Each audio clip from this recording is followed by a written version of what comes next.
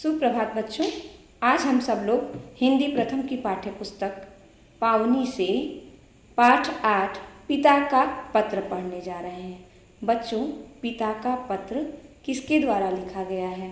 यह पत्र पंडित जवाहरलाल नेहरू के द्वारा अपनी प्रिय पुत्री इंदिरा प्रियदर्शिनी को लिखा गया है।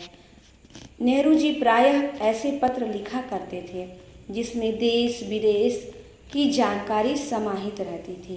वह पत्रों के माध्यम से अपनी पुत्री को शिक्षित किया करते थे क्योंकि अक्सर उन्हें दूर रहना पड़ता था।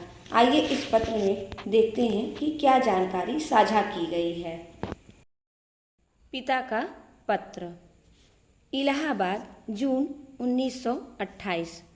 प्रिय इंदिरा, जब तुम मेरे साथ रहती हो तो अक्सर मुझसे बहुत सी बातें करती हो और मैं उनका जवाब देने की कोशिश करता हूँ, लेकिन अब जब तुम मसूरी में हो और मैं इलाहाबाद में, हम दोनों उस तरह बातचीत नहीं कर सकते।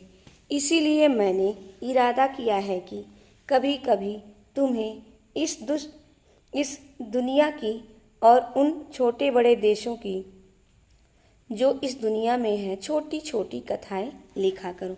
बच्चों, इस प्रकरण में नेहरू जी इंदिरा गांधी को देश विदेश की जानकारी देना चाह रहे हैं। इसी को साझा करने के लिए उन्होंने आगे लिखा है, मैं आज तुम्हें सभ्यता का कुछ हाल बताता हूँ। सभ्यता के बारे में बताते हैं, लेकिन इसके पहले हमें यह समझ लेना चाहिए कि सभ्यता का अर्थ क्या है। कोश में इसका अर्थ है अच्छा करना, सुधारना, जंगली आदतों की जगह अच्छी आदतें पैदा करना। कोश में मतलब शब्दकोश में, डिक्शनरी में। इसका व्यवहार किसी समाज या जाति के लिए ही किया जाता है। आदमी की जंगली दशा को बर्बरता कहते हैं। बच्चों, बर्बरता शब्द इंसान की जंगली हरकतों को दर्शाता है।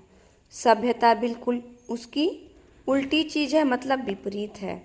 हम बर्बरता से जितने ही दूर जाते हैं उतने ही सभ्य होते जाते हैं। यानी कि जब हम जंगलीपन का त्याग करते हैं तो हम अपने आप स्वतः सभ्य, शिष्ट, सदाचारी बनते चले जाते हैं। तुम्हें मालूम है कि कई साल पहले एक बड़ी लड़ाई हुई थी।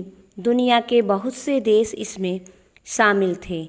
हर एक आदमी दूसरी तरफ के अधिक से अधिक आदमियों को मार डालने की कोशिश कर रहा था। इस लड़ाई में लाखों आदमी मारे गए और हजारों के अंग भंग हो गए। क्या तुम समझती हो कि इस तरह अपने भाइयों को मारना सभ्यता और समझदारी की बात है? क्वेश्चन मार्क है बच्चों। क्या ये सभ्यता है? नहीं ना, बिल्कुल नहीं। दो आदमी गलियों में लड़ने लगते हैं तो लोग समझते हैं कि ये दोनों कितने बेवकूफ़ हैं। तो जब दो बड़े बड़े देश आपस में लड़ने लगे तो वह कितनी बड़ी बेवकूफ़ी और पागलपन है। यह ठीक वैसा ही है जैसे दो बहसी जंगलों में लड़ रहे हों।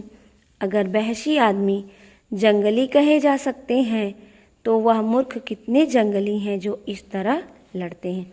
बच्चों, नेहरू जी ने इसमें स्पष्ट किया है कि सभ्यता क्या है और इंसान की इंसानियत क्या है, जंगली होने में या सभ्य होने में। इसके फर्क को इन्होंने इस पैराग्राफ में बहुत ही अच्छे तरीके से स्पष्ट। अगर इस दृष्टि से तुम इस मामले को देखो तो तुम फौरन कहोगी कि इंग्लैंड, जर्मनी, फ्रांस, इटली और अन्य देश जिन्होंने इतनी मार काट मचाई जरा भी सभ्य नहीं है। लेकिन फिर भी तुम जानती हो कि इन देशों में कितनी अच्छी अच्छी चीज़ें हैं और वहाँ कितने अच्छे अच्छे आदमी रहते हैं। इस प्रकार स्पष्ट होता है कि नेहरू जी को देश विदेश के बारे में अच्छी जानकारी थी और वो उससे प्रभावित भी थे, और जो विदेशों की अच्छी चीज़ें थी उन्हें वो पसंद करते थे और उनके बारे में इंदिरा जी को बताते रहे। अब तुम कहोगी कि सभ्यता का मतलब समझना आसान नहीं है। यह ठीक है, यह बहुत ही मुश्किल मामला है। अच्छी अच्छी इमारतें, अच्छी अच्छी तस्वीरें, किताबें और अच्छी अच्छी तरह की दूसरी खूबसूरत चीज़ें ज़रूर सभ्यता की पहचान है, मगर एक भला आदमी जो स्वार्थी नहीं है और सबकी भलाई के लिए दूसरों के साथ मिलकर काम करता है, सभ्यता की इससे भी बड़ी पहचान है।